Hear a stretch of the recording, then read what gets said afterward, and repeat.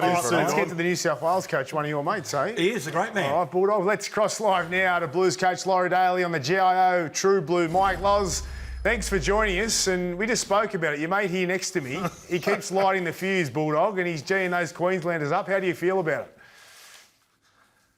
Oh, he certainly doesn't speak for us, Bullfrog, I know that. But, no, he's been sniffing around up here looking for stories.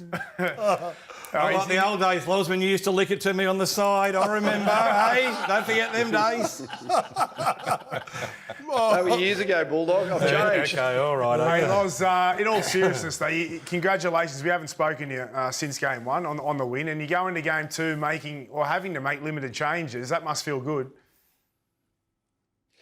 Yeah, it does, Braith. I think the fact that we've only had to make the one change, and it's a big loss, Mitch Barnett, because I thought he was very inspirational with his performance in game one. But Stefano was with us the whole campaign, and he actually trained every session leading into game one. So for us, that's an advantage. So we felt that he's playing some really good football. He's doing everything we want him to do, and it's going to be a big ask to fill the role of Mitch Barnett, but we know he's capable of doing it. Hey, Laurie, it's Gordy here, mate. What do you expect from the Queenslanders? Down 1-0 in the series. We don't have a great record over there in Perth. What are you expecting from us? Yeah, I think they're going to be tough, Gordy. I think the amount of criticism that they've received has been over the top. I mean, at the end of the day, it was 18-6 in a State of Origin game, and they could have played a lot better than what they did. Our blokes know that Queensland will come out with fire in their belly. They'll come out playing their best football, and we know they're dangerous when people are riding them off. So we certainly won't be falling into that trap, underestimating them. We got a lot to play for ourselves, as do Queensland.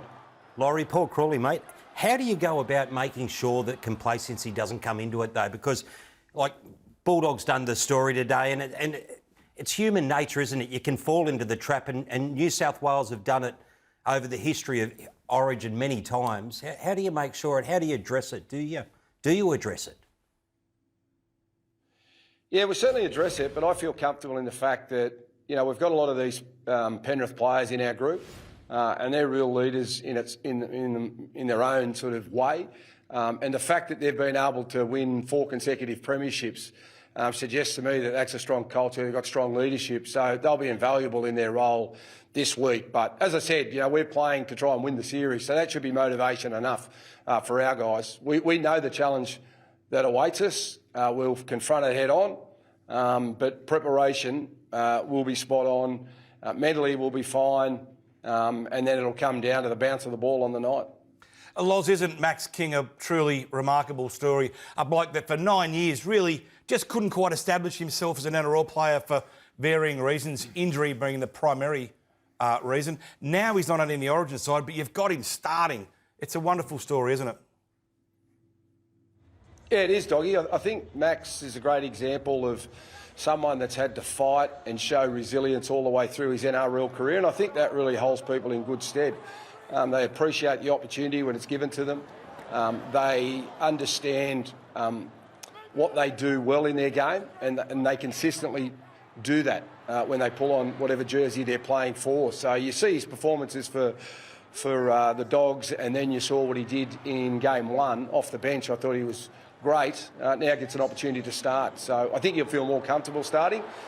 But all his actions just suggest to me that he's an Origin player. Just one of those players that goes about his business, low fuss, just gets the job done.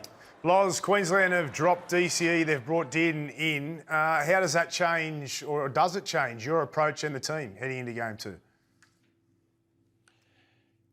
Yeah, Tommy Dearden is one of the best players in the game, and I think what he did for Queensland last year and what he's been doing for North Queensland over the last couple of years has been exceptional. He's a constant threat with the ball, and he and Cam Munster, we're going to make sure that we contain them on Wednesday. Their running games will be so critical to how Queensland play, and I think that both those players will have huge impacts on the game, but we're going to try and be at our best, and we're going to try and nullify them.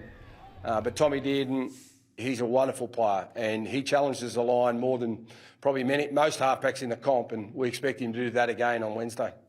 Loz, what about Cameron Munster being named as the Queensland captain? Do you think that will inspire him to go after the game more too? I think so, Paul. I think that Cam Munster, to me, I think he'd be really suited to that captaincy role. He just seems like that player that would, feel like he's got to do a bit more than what he normally possibly would and try and carry that responsibility of leading his state.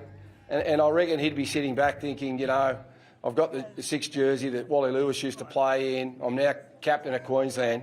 I'll show everyone what I'm capable of doing on this arena. He's done it many times before, and I've seen guys like that are champion players get that extra bit of responsibility and they thrive, and I think Cameron will be one of those players. Hey, Laurie, talking about champion players, what about Payne Haas? And game one, didn't train all week, comes out. Same with Crichton, but Payne Haas, you played with Glenn Lazarus, Paul Harrigan.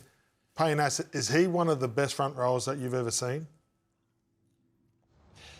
He's certainly on his way, Gordy. I think what he's been able to do in a short period of time has been amazing. And for a big man, he just moves across the ground so well, both with the ball and without it. And he's only relatively young still, so, the world's his oyster. I think he'd love to go on and win a competition with the Broncos. He'd love to win more Origin series with New South Wales. And if he stays on the path that he's on, then there's no doubt that at some stage in the next 4 or 5 years, people will start to compare him to those type of guys. But, Payne's very well grounded. He understands that you've got to continually do it at this level. You can't rely on your last performance. He'll have a target on his back. He accepts that. But we're going to go harder than what we did in game one, and Payne will.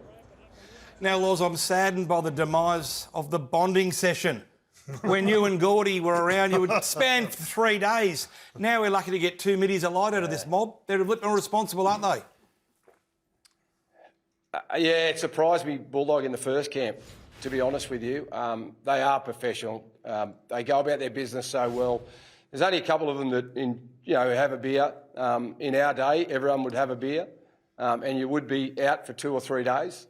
But they are so professional in how they go about it. They understand the responsibilities that come now with, playing NRL, and if they want to have a long, successful NRL career, then, they've got to look after their body and they've got to look after themselves. So, it's certainly a different time, but one for the better, I think.